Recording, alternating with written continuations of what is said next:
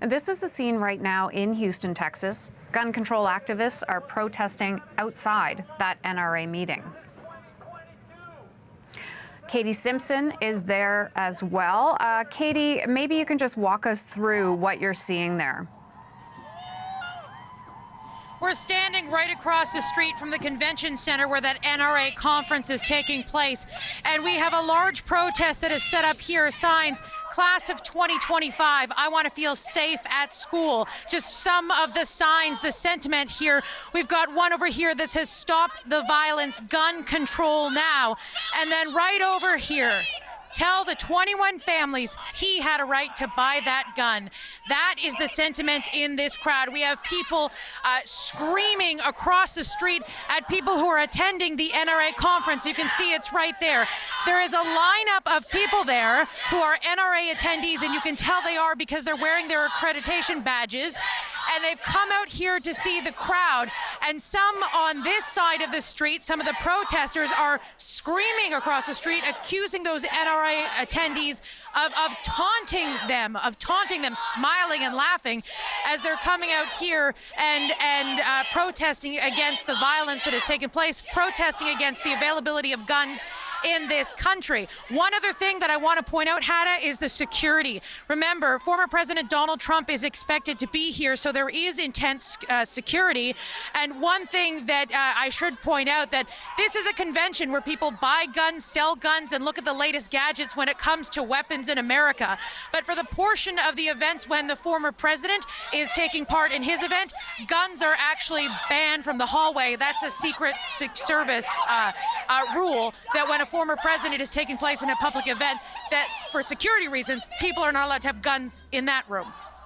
And Katie, for people who are attending the NRA meeting, what are they telling you? Well, before we came over onto this side of the street to talk to protesters, we did talk to some people who are going inside for today's conference, and we asked them, you know, would gun control laws, would any sort of new laws that would make it harder to purchase guns in America, would that in any way, shape, or form have made things different in Uvalde? Would that have led to prevention?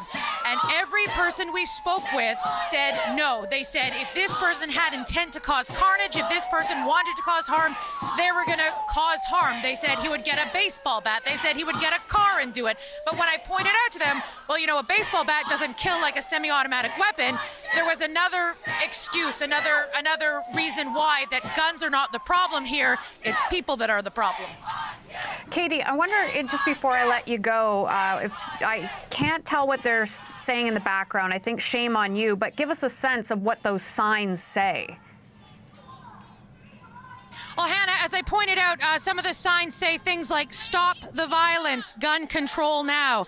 We've got another sign here that says, their blood is on your hands. A lot of young people are in this crowd today, and of course that has an impact because this tragedy, of course, affected kids who are going to school. And one of the signs that really stands out, I showed it to you earlier, but I'll show it to you again, Hannah, is class of 2025.